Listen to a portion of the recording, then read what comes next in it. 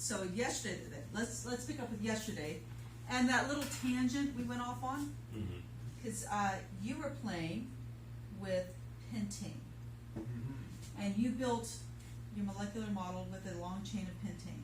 Yeah, kind of love. And you were playing with pentane. And dodecaine. And dodecaine. But the pentane you built had a different configuration, right? It wasn't a long chain, it was branched. And then you were talking about stability. Remember that? Okay. And then purely by chance, I was going through my news feed this morning, and I'm going to show you guys what I found. It was like the most chemistry magical coincidence ever. I found this article right here. Okay, we were playing with hydrocarbons yesterday, and we were wondering like how their configuration changes, and we were playing with that a little bit. And I even made the statement like, I don't know why some of these are stable and some are not. And then I see this article on my newsfeed. Google must have been listening to me, right? But a lot of people had not figured it out either. But a group of guys said, this is really weird, so we need to figure this out. And then they published this paper, and they created this chart. Okay, let's look at this for a moment and see if we can figure out what in the world is going on here. What's the name of it first? Stability map of... Yeah, okay. You stopped right there, which is great. We know it's a stability map, and then things get confusing, right? Well, I can't. I'm not close enough to read the board. Oh, come on, here. Oh, no, my phone. Okay, so, Colton, you're right. We have CN, Carbon and nitrogen. yeah, hydrogen, HM molecules. So, do you remember what pentane was? Yeah, it was 5 carbon 12, what's it called? Hydrogen. Language. Sorry. You're right. It was C5H12. Oh, okay. So the N here is the number of...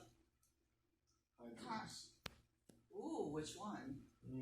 Carbon? Yes. It's always...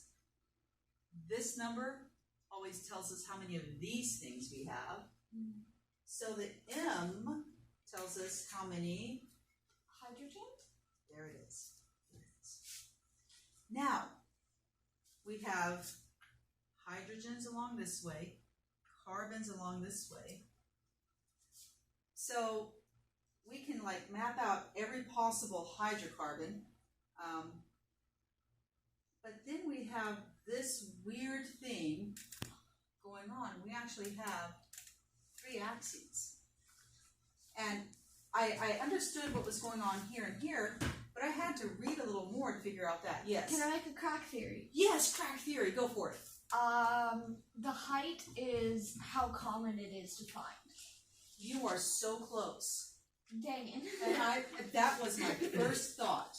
It's Okay. on how it says unsaturated, aromatic, and saturated is density. Okay, not density. It is a completely new term that they came up with. Okay, so I can't... Magicity. Magicity. Magic. I know. And I was like, I have never, what is that? So I had to go and read through the entire article so I could figure out what in the world that is. And it is a way to show how stable something is. So the higher the column, The more stable it is? the more stable it is. Okay. So here, they even broke it down for us. Yes, Ian?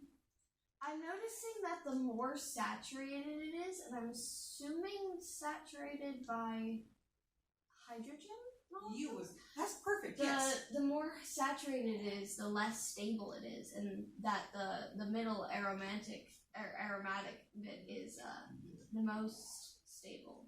That is exactly right. The skill has proven. And that's why they color-coded it so you could really see exactly exactly the difference between things that are unsaturated.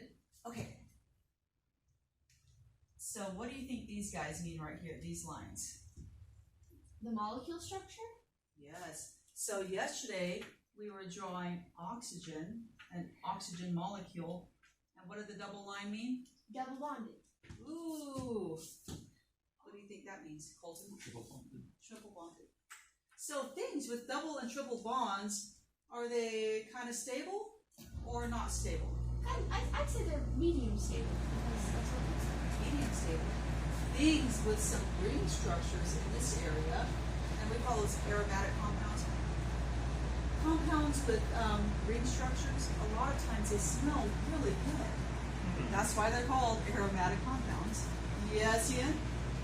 I've noticed that while some part of there's like the specific area where they're really stable, and then the rest of the aromatics section is just really unstable, like the lowest.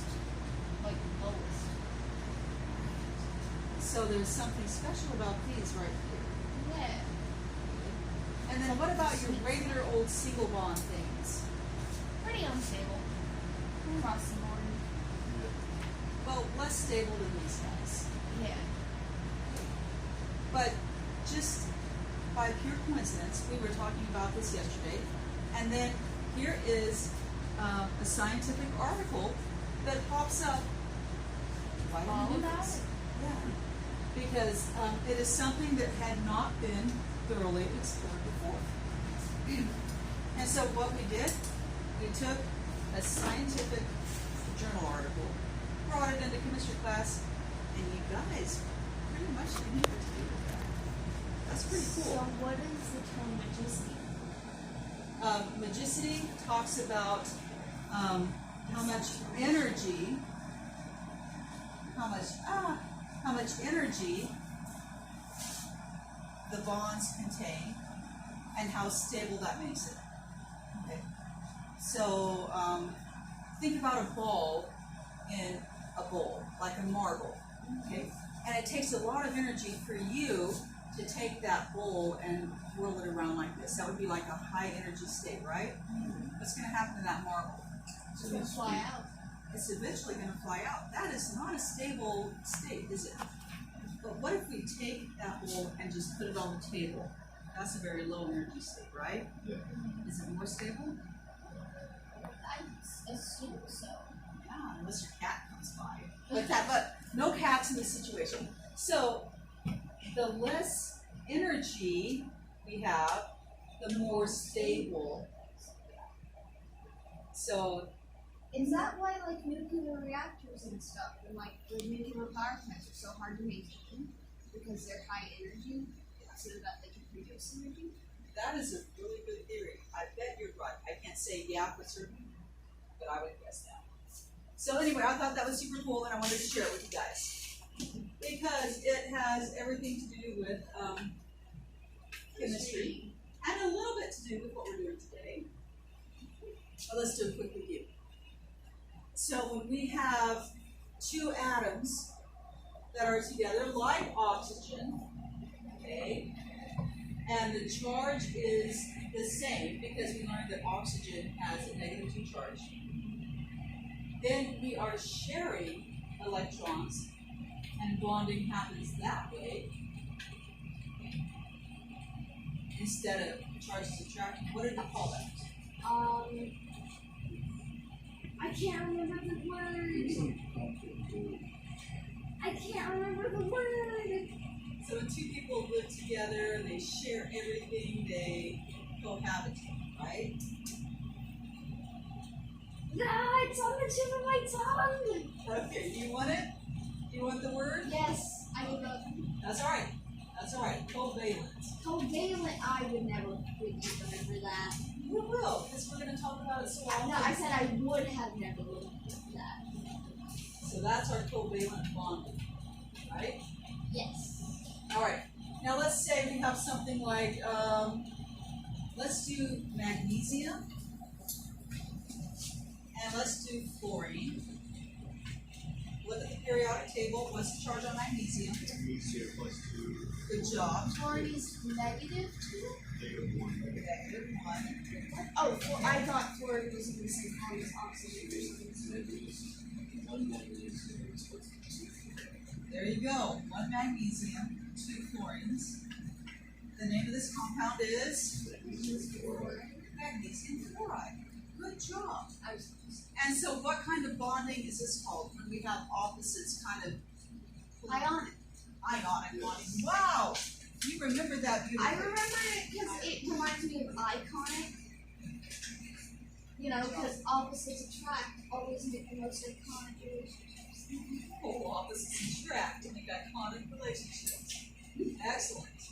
Okay, and we don't call this magnesium fluoride, we call this magnesium fluoride. Why do we call it I? Sounds better.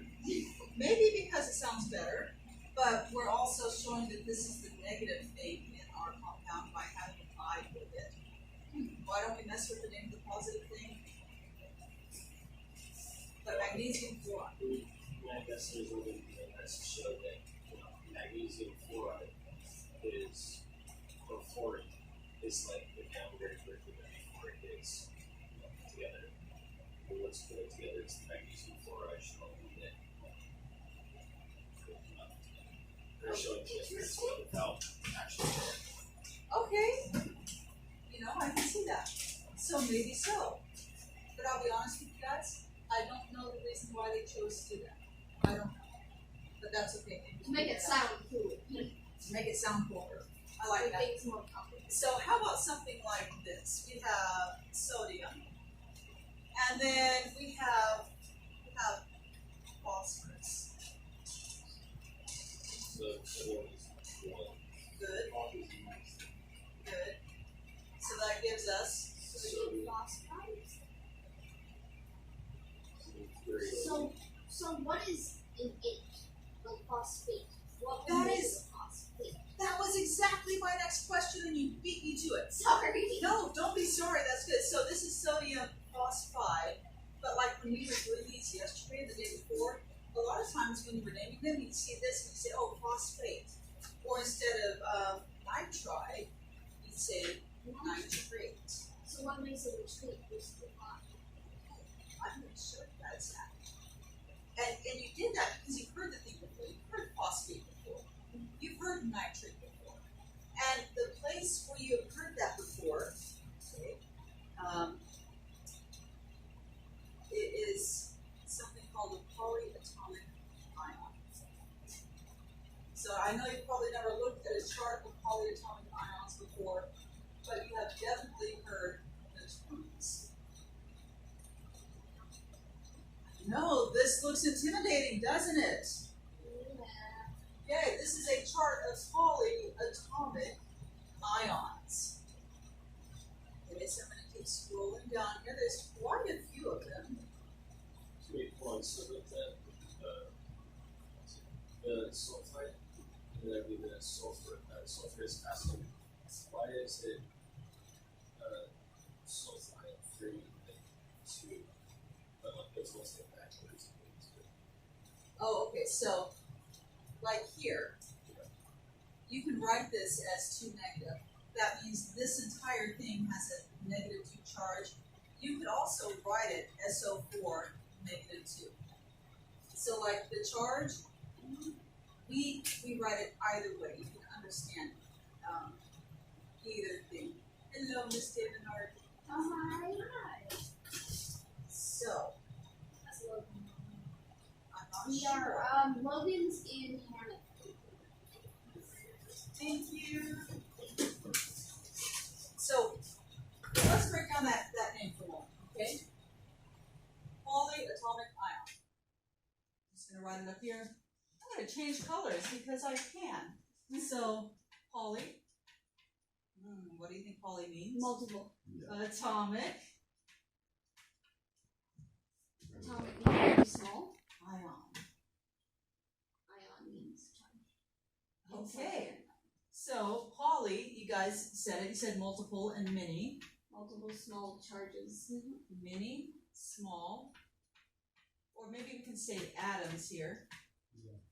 And an ion is just a charged particle. Mhm. Okay? A charged particle. I'm going to write charge here. So, for example, we've been working with single ions, like strontium has a charge of +2. We look at the periodic table, and there it is. Sulfur has a charge of, Would that be minus -2. good job, guys. That's one atom. One atom. Mhm. But here, okay, look at carbonate right here. Let me scroll down. You guys have heard that a lot. As a matter of fact, you're very familiar with carbonated beverages. I would dare say you probably drink them almost every day. well. Just No? about. Good, I'd rather not have Good. kidney stones. good. You won't after tomorrow, because you're gonna know what carbonated beverages actually are. Anyway, so what kind of A lot of atoms? sugar. What kind of atoms are in carbonate? CO2, CO. carbon dioxide? No. We have how many carbons, guys? Carbon oxide. Carbon and just made that one oxygen. Carbon and oxygen. How many carbons? 1. How many oxygens? 3. I can't read that word. Okay, That's yeah, weird. that is 3. Now, these guys, this one carbon Mhm. and these 3 oxygens, okay, have come together in such a way that they fulfill their purpose in life. And what is the purpose in life for each and every atom? A complete outer shell. A complete outer shell. But to do that, okay, they arranged their electrons in such a way that there's 2 extra electrons than there normally would be. So that gives it a charge of -2. -2. So they don't have a complete outer shell. They do. So pretty much all But it's they doing have is 2 extra ions. So wouldn't those be, or electrons? So it was so complicated, they arranged themselves in such a way that they were able to reach their valence electron nirvana for everything. But in order to do that, in order to navigate the complexity of having all of these, we have a couple of extra electrons going on here. But what's more important? Where are the electrons? Because to have a complete outer shell, they'd have to have 8. And Know that there's all kinds of sharing going on here, and I haven't drawn hydrogens. We're going to do something in about 3 weeks called Lewis dot structures, and that looks at 3 weeks. every electron placement and every bond, and then you can see exactly where those come from. But I love it that you want to do that so much. But before that, let's get a little more familiar with these. Let's go back to Colton's question. Colton, I have not forgotten about the question. I was gonna say is pretty much how you have like carbon dioxide or whatever with like 1 carbon, 3 oxygen, and with the 2 at the top is pretty much just adding in the charge of it. And that's all it is. Not quite. So I was talking about your question about the endings. This is nitrate, Mm-hmm. right? And this is nitrite. This is sulfate right here. And this is sulfite. It's because it has a different number of components. So what I want you guys to do, I'm going to give you a chart of all of these, and I want you guys to work together. Can you figure out why our suffixes are different? Yes, it means there's a different component of something, but what is that different component? Here's a good one. Here's a good one to look at.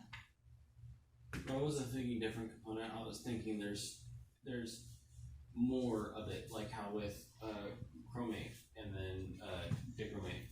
I don't know if I said that right or not. Dichromate, Yeah, thank you. that's fine.